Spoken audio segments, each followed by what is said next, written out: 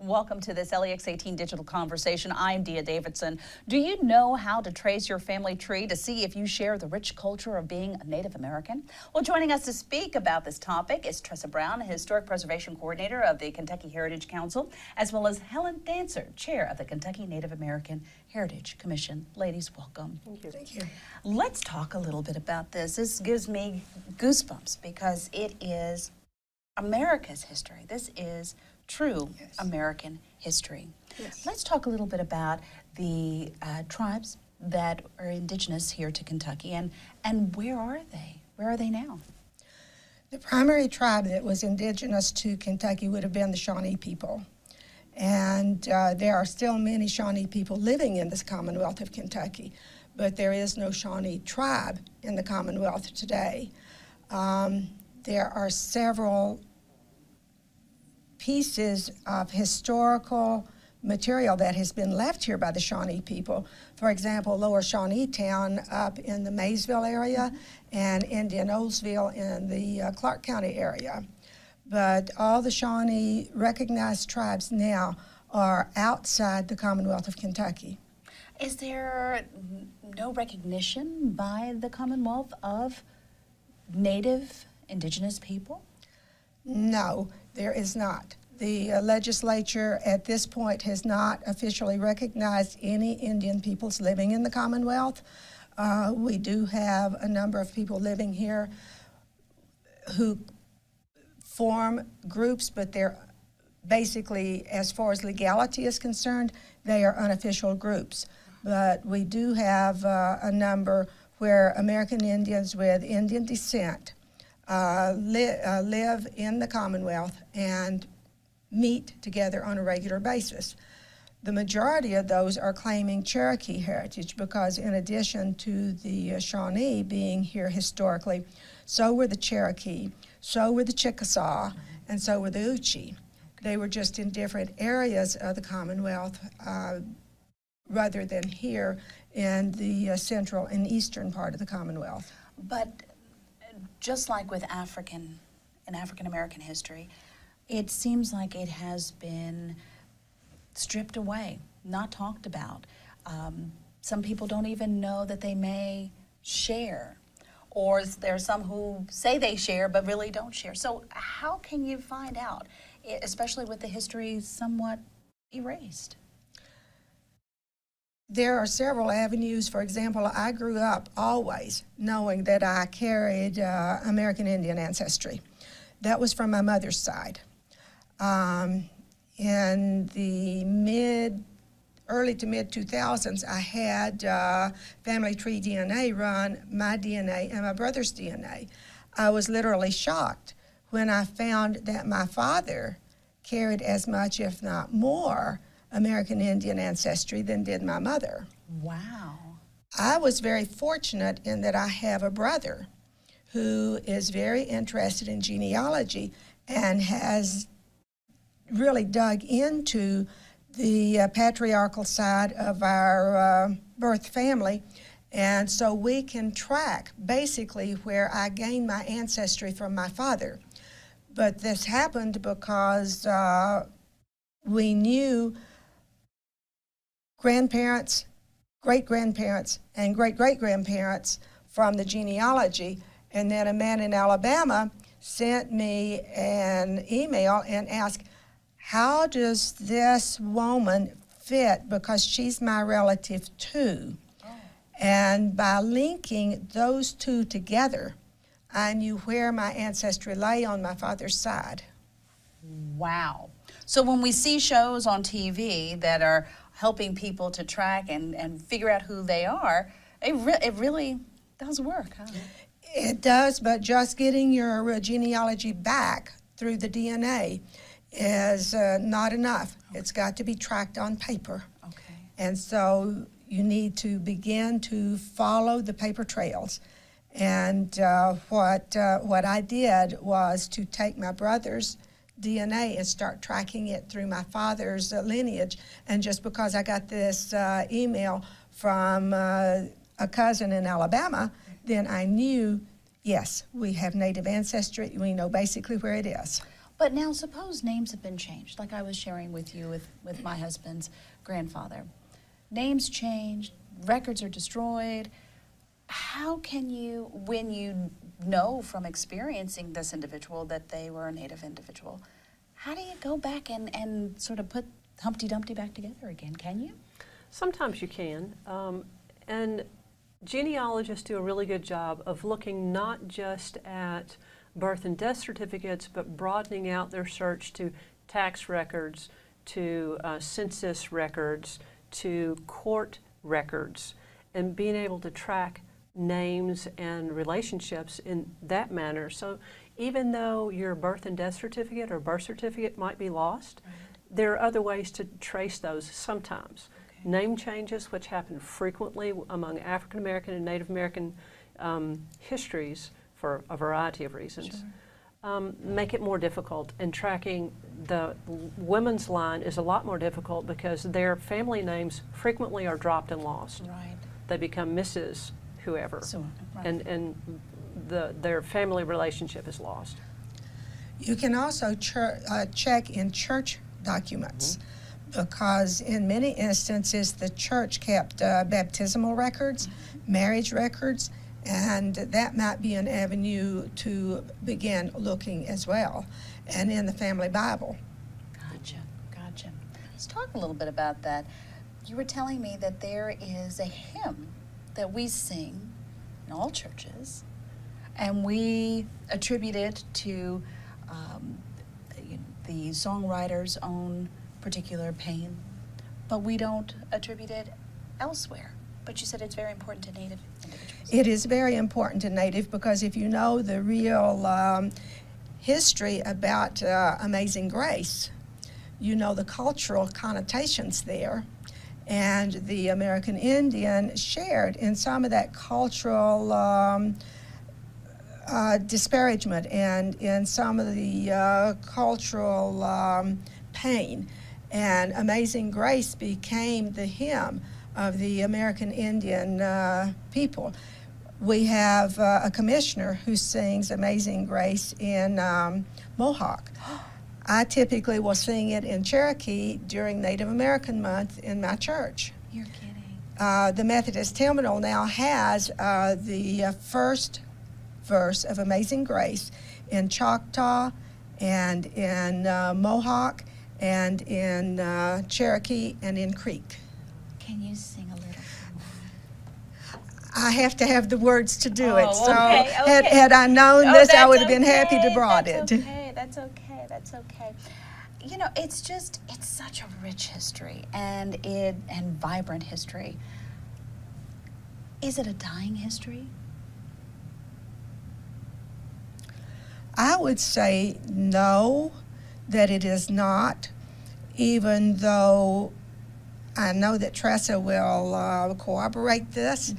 Among ourselves, we talk about the fact we're all growing older, and with iPhones, iPads, laptops, games, on all of the above, it's very difficult to engage young people in other things. So it's difficult to engage them in the history and the value of knowing that history and where we come from.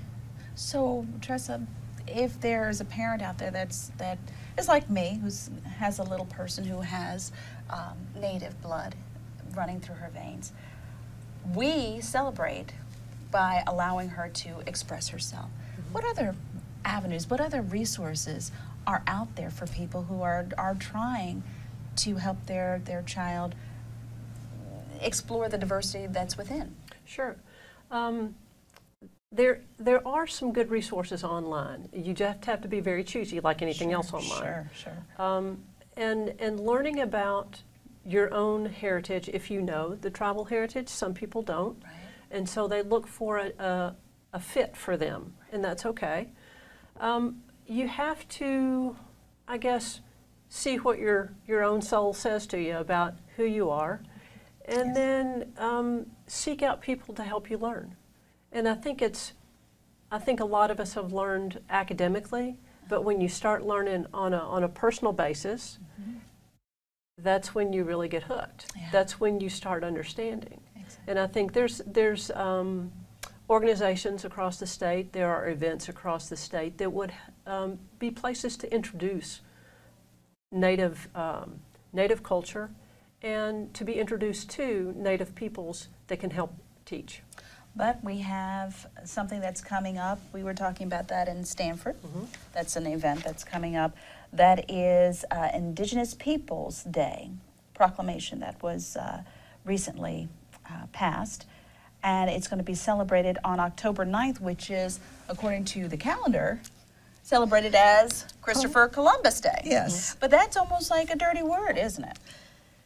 To a lot of Indians, Christopher Columbus is a word that is not well respected because his first landfall was in the Caribbean islands and actually created the genocide of the almost total genocide of an entire tribe there before he ever got to, if he ever got to, the mainland of what is now the continental United States. And it brought a real challenge to the American Indians because many of our people were enslaved by Columbus and taken back to Europe and kept there as slaves. This kind of opened the door for other explorers to come in because he took all that message back to Europe. He thought he had reached actually the continent of India and was talking about all of the wealth here on the U.S. continent. And so there was a lot of misinformation that went back that caused a lot of disturbance and eventually led to the Indian Wars. Right. So when Columbus Day rolls around, for those who have Native blood, how do you celebrate? We don't. Do you celebrate any particular day or event on the calendar? Not on the national calendar. Not on the national calendar. The state of Kentucky did several years ago proclaim November to be Native American Month. Okay. And in some places, the first day of November is considered to be Native American Day. Okay. Those would be days that we would celebrate. And generally, the way we in Kentucky deal with that is anywhere from October to November is jam-packed with school presentations, civic presentations, other events like that where we are really trying to educate the real facts about Columbus Day, the real facts about Thanksgiving, and what happened to the indigenous peoples here at the time those were taking place historically. If you were in a classroom right now and children, being children, they ask questions, how would you describe the culture, the sounds that they hear, the sights that they may see if they went to a presentation by a Native group? What would be sort of the way in which you would help a child to understand what it is that they're seeing? Every presenter of Indian culture has a different way of doing that presentation. I can describe best what my husband and I do when we do school presentations, and we've got some coming up. Mm-hmm. We will generally take some material in, some artifacts. My husband is a flint knapper, so we will take in some of the tools that our ancestors would have used. I will take in the regalia. I will take in the dress that the American Indian woman wore pre-contact and describe that. We would describe the jewelry. In some instance where we have access to it, we take pieces of the jewelry to show them. We show them the basketry. We talk with them about primarily tribes who were here in the Commonwealth because this is where we live and this is where our history is. And so we will talk about that. My husband is a flute player, so he will play the American Indian flute for them. I'll take the hand drum, and we will take all of the kids that are there in the group, and we will take them in a friendship dance. And this really kind of gets them, because in those dances, it's boy, girl, boy, girl. Oh. Oh, yes. Okay. And, oh, don't touch me. Right. Yes, Right. well, but this is an Indian dance. Sure. And we talk with them then about how the children are educated in Indian culture, which is very different. We talk with them, depending upon what age group, we talk with them a little bit about the male's role and the female's role in Indian culture. So we try to set straight some of the stereotypes that have grown up about the position of each of the genders in American Indian culture, and try to guide them into what is our ancestry's way of dealing with the genders. And one of the things, if I'm talking with 5th grade, I will maybe walk them through a Cherokee wedding ceremony. Oh, wow. And a Cherokee divorce. Oh, no. Which is very different than the European style which we follow in the general population in this country. Wow. And we wouldn't know that if we didn't have ladies like you to come in and keep the history going. That's a part of the Commission's, I guess, purpose, isn't it? Yes, indeed. Education is a key component. Indeed. Ladies, thank you so very much. And we thank you so much for watching this LEX 18 digital conversation. Be sure to follow us online at lex18.com for more digital conversations. Until next time, I'm Dia Davidson.